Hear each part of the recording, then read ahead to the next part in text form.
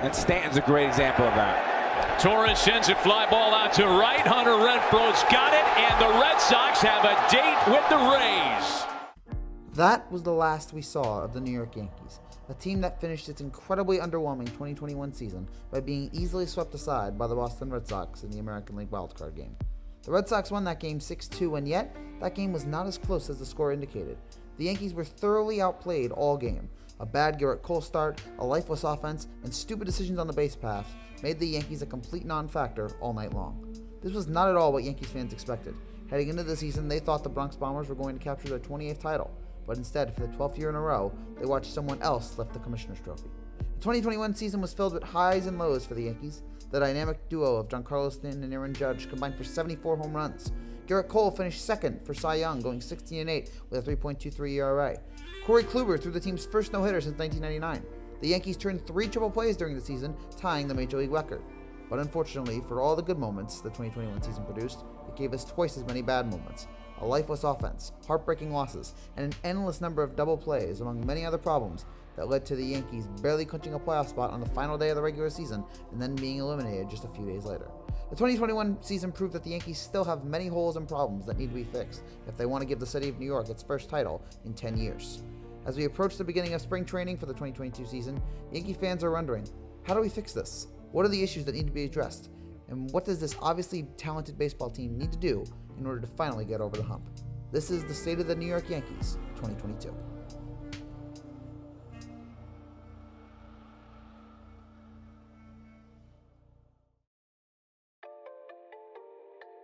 We start with catcher, where the Yankees finally decided to move on from Gary Sanchez and replace him with either Kyle Higashioka or Ben Rotbat. Higashioka, who has been known as Garrett Cole's preferred starting catcher, made himself sort of a fan favorite among Yankee fans by doing what Gary Sanchez often would not do, which is be great behind the plate defensively and also come through on offense occasionally. The problem was in 2021, as he had a chance to take a huge leap and instead cratered on offense. In 211 plate appearances, he batted .181 with a .246 OBP. Amazingly, Ben Rotbat, who was just acquired in that trade with the Twins, has the same problems as Higashioka.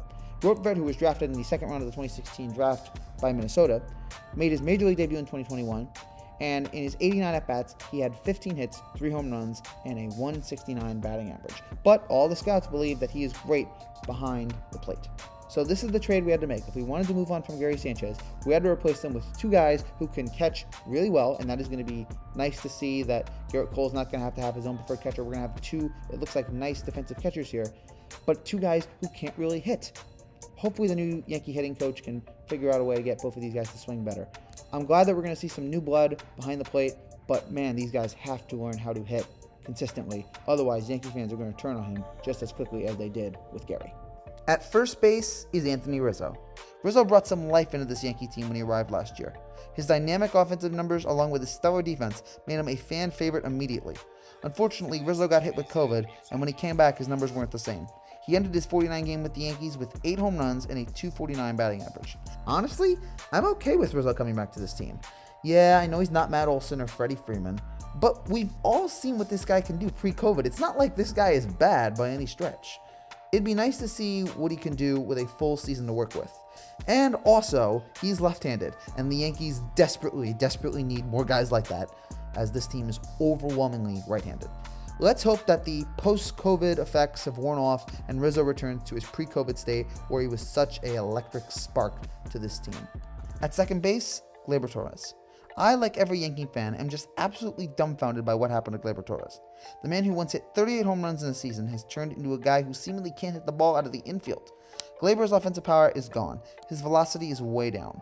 It makes me wonder if he's suffering from long COVID. That's how bad he's been. On top of that, he was so abysmal at shortstop that the Yankees eventually moved him to second base. The one silver lining on Gleyber is that once he moved to second, he started to look a lot better. He batted .300 in the final 3 weeks of the season, and his defense also seemed to improve.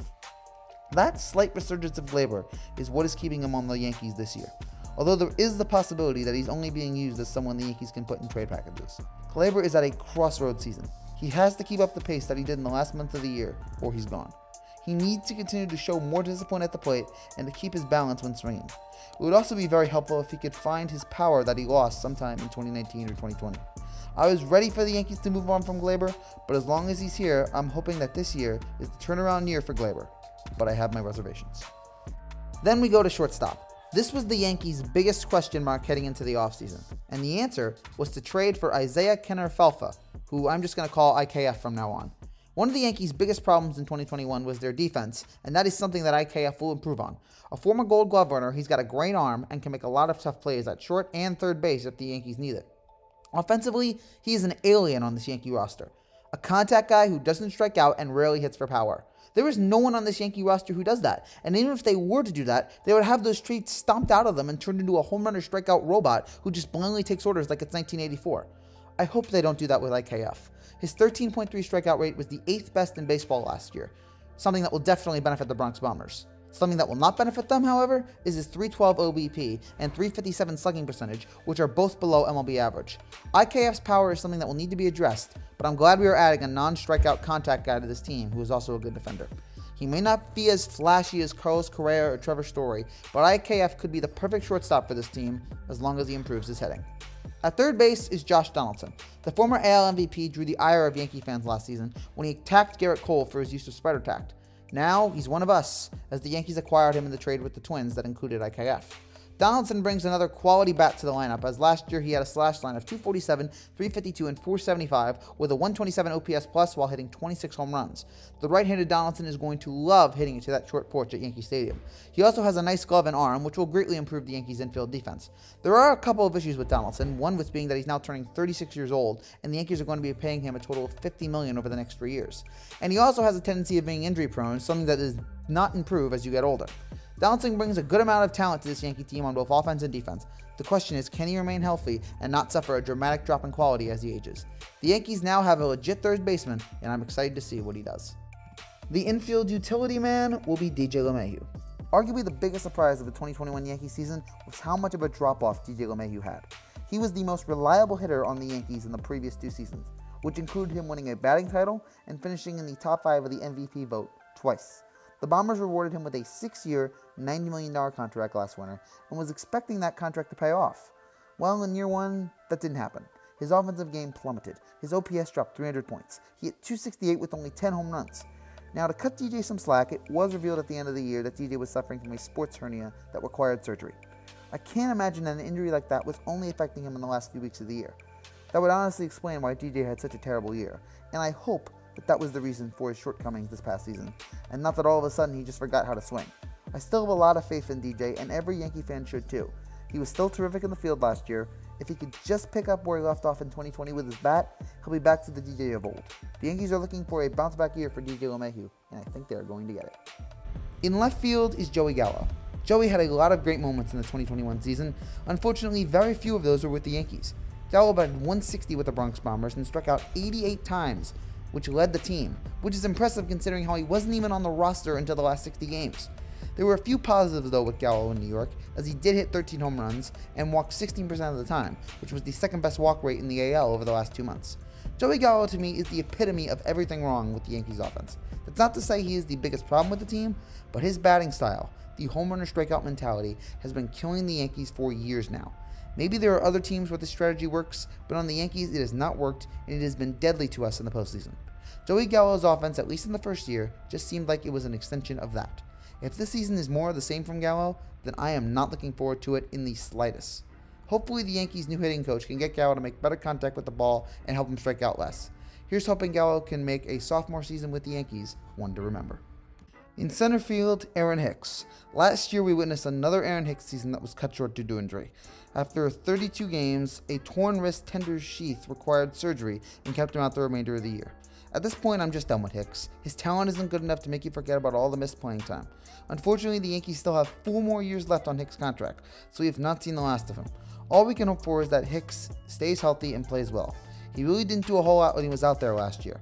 He batted 126 with 4 home runs. We are a long way away from the glory days of Hicks on this Yankees roster when he hit 27 home runs back in 2018. I would kill for half of that this year, and also him staying healthy, but considering his track record, it just doesn't seem likely. The right fielder is Aaron Judge, and the designated hitter is Giancarlo Stanton.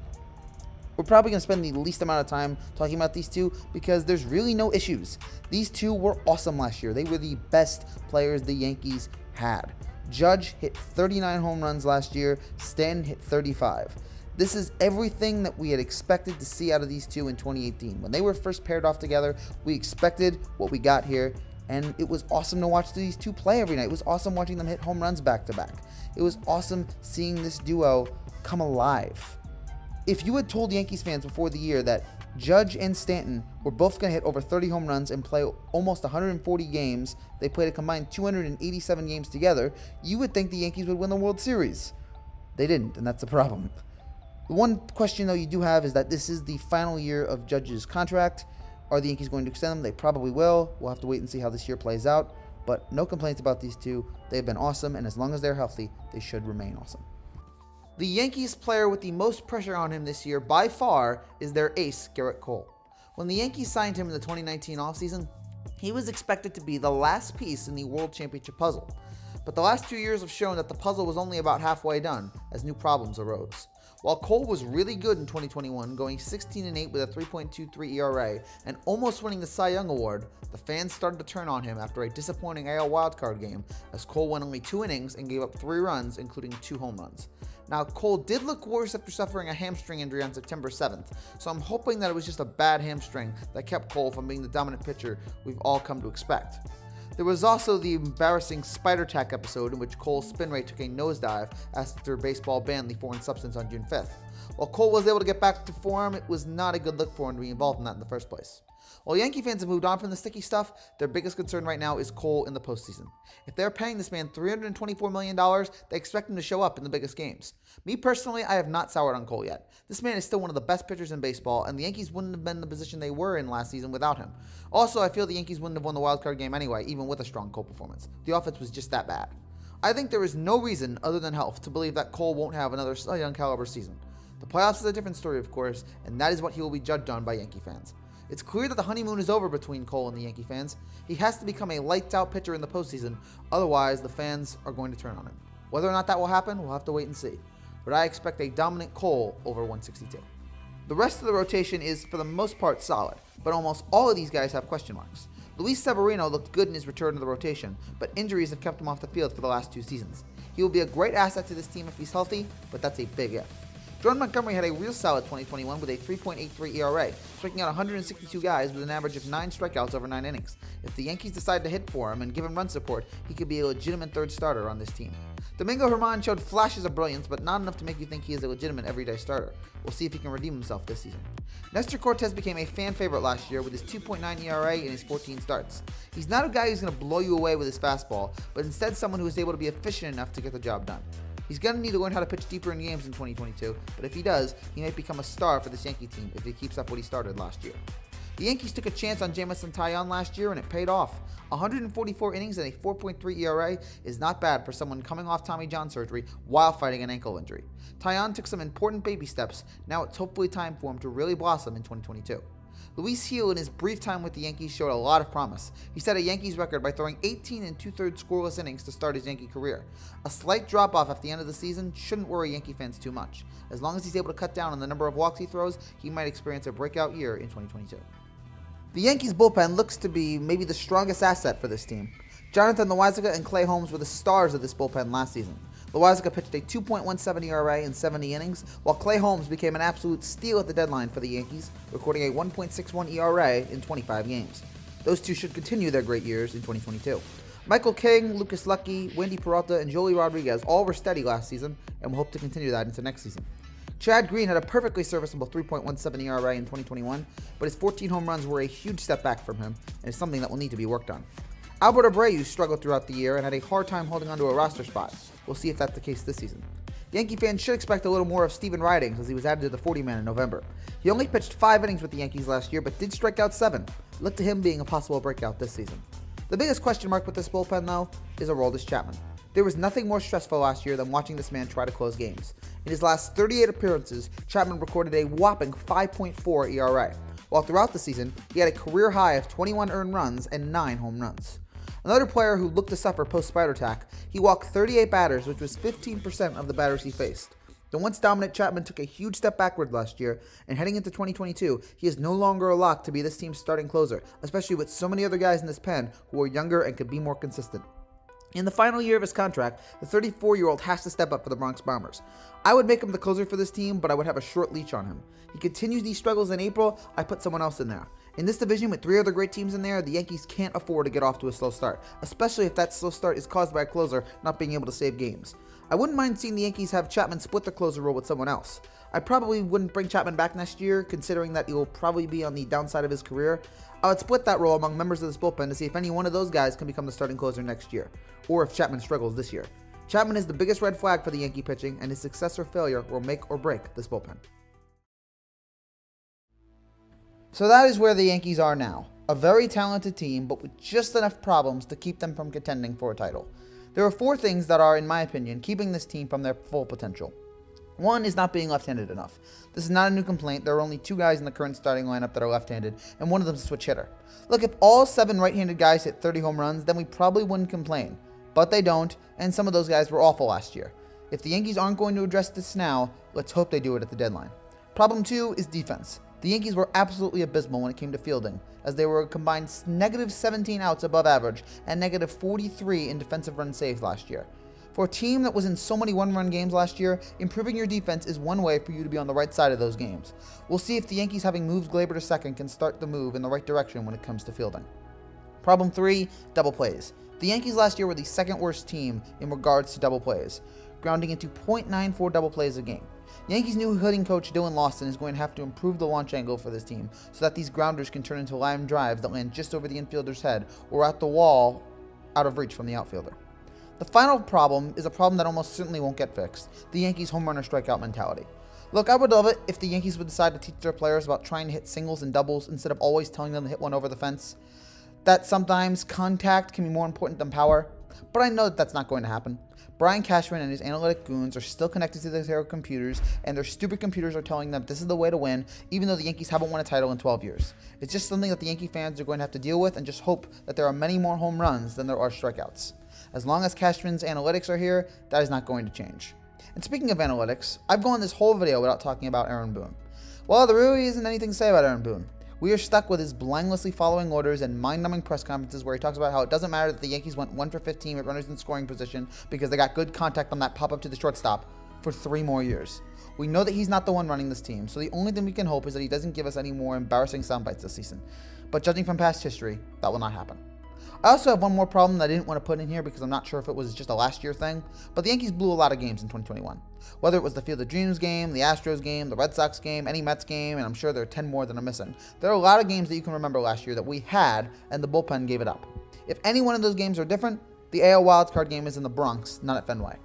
I'm not certain that this is going to carry over into 2022, but it better not. When you have a division that is as good as the AL East, you cannot afford to be blowing games like the Yankees did last year. Hopefully, that was just an aberration. So there you have it, the 2022 Yankees. Most experts have them as a legitimate threat to win the world title. Las Vegas has them as the co-favorites to win the AL East. For me, and I think I can speak for a good number of Yankee fans, I'm not as confident. I have watched this team slowly decline over the last few years. I've watched them struggle on the base paths and in the fields. I have watched this team strike out over and over again with runners in scoring position. After 2017, every Yankees fan thought we were about to enter another Yankees dynasty. Instead, we have entered an era of what could have been. We are running out of years for this core to win a title. Aaron Judge is turning 30 this year. Giancarlo Stanton is 32. Garrett Cole is turning 32. The window is starting to close. The time to strike is now. For a team with the pedigree and money spent as the New York Yankees to go 12 years without making it to a World Series, let alone winning it, is inexcusable. Every Yankee fan knew that this team just wasn't good enough and that there had to be changes made. And thankfully, Brian Cashman and Hal Steinbrenner listened. They moved on from Gary Sanchez. They moved on from Gio Urshela, even though that move wasn't as popular as moving on from Gary. They replaced them with Donaldson and IKF. So I'm glad the Yankees are realizing that changes had to be made, but I still have some concerns. There are just too many question marks around the diamond to make me a believer in this team. But maybe it's just me. Maybe I'm just pessimistic. What do you think? Tell me in the comments below. Are you excited or not for this 2022 Yankees team? I want to be excited. I want to believe in this team, but there's an old expression. Fool me once, shame on you. Fool me twice, shame on me. I've been fooled by this team too often over the last 3 years. I'm not preparing myself to be fooled again. Thank you all for watching. Hope to see you all throughout the year as we break down every single game of the 2022 Yankee season. See you guys later. Take care, and God bless.